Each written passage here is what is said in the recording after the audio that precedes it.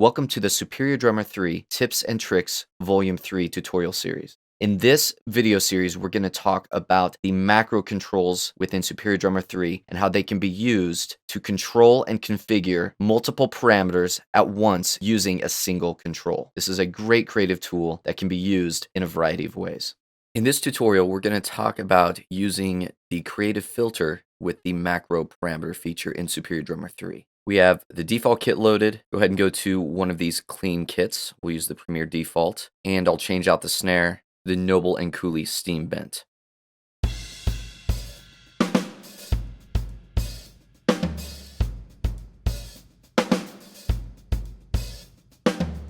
Now, if we head to the mixer, let's go to the output, and we're going to start there so you can really hear what the creative filter does, especially when we start adding macro parameter adjustments, and then we'll move it to other bus channels. So the creative filter is in the EQ section, and this is a plugin I really like because you can do some interesting filter effects and add modulation. So there's a lot of things that you can do with this plugin to get creative that you may not be aware of.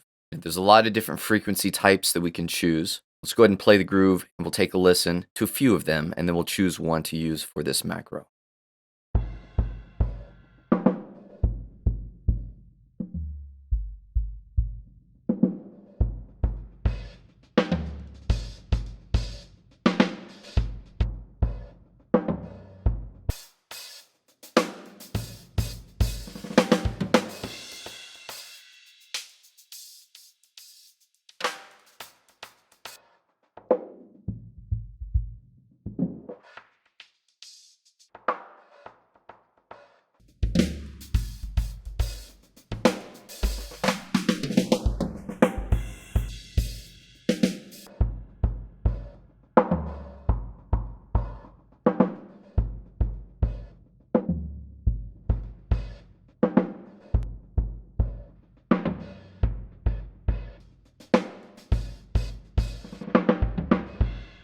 So we'll go back to default settings here. You can hear all the different types of frequency filter adjustments we can make. Low pass, high pass, we have band pass, we have band stop. So each of those will manipulate the frequencies that are allowed to play in a different way. We have resonance, which will affect the sound as well. And that effect will change depending on the cutoff frequency. So if I increase the resonance, you'll hear as I adjust the cutoff frequency, you'll hear a difference. And the higher the resonance, the more extreme the sound will be.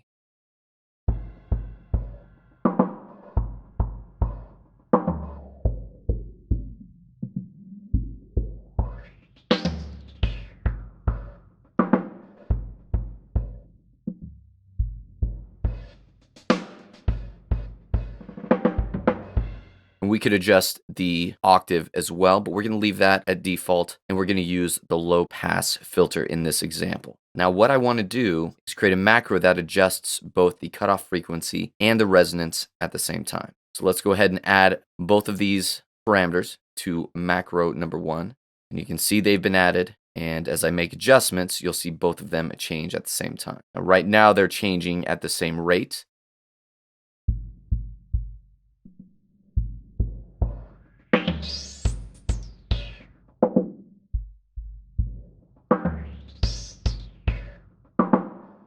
Which that in and of itself is kind of a cool effect. But what I want to do is make a few adjustments. I don't want the resonance to go so high because anything really above 2 or 3, you're going to start hearing some extreme resonance frequencies. So we'll put the upper limit to just 2. So that way we limit the resonance. As I max out the macro, the resonance will only max out at 2. So about halfway. But they're still both going at the same rate. When I turn up the macro, both the cutoff frequency and the resonance are going up as well.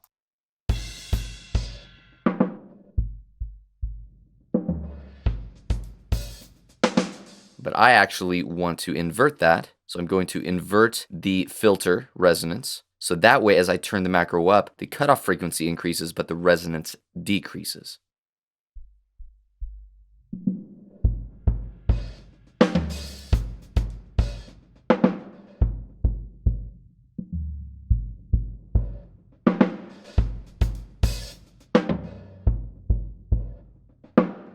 And that way, to me, I get a cleaner filter without all that high-end, almost harmonic sounding resonance happening. Now, if I want to increase the limit of the resonance, now it's at the lower limit because we're inverting it, I can certainly do that. So let's increase that up to maybe 10.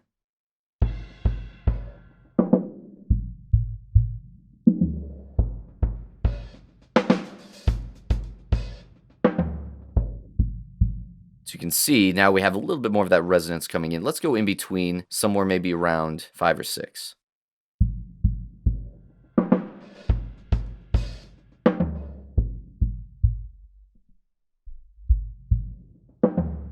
And really, as we get to those lower frequencies, when we're cutting off more of the high end, you're not going to hear so much of that resonance anyway. And that's it for this video. Thanks for watching, and we'll see you in the next one.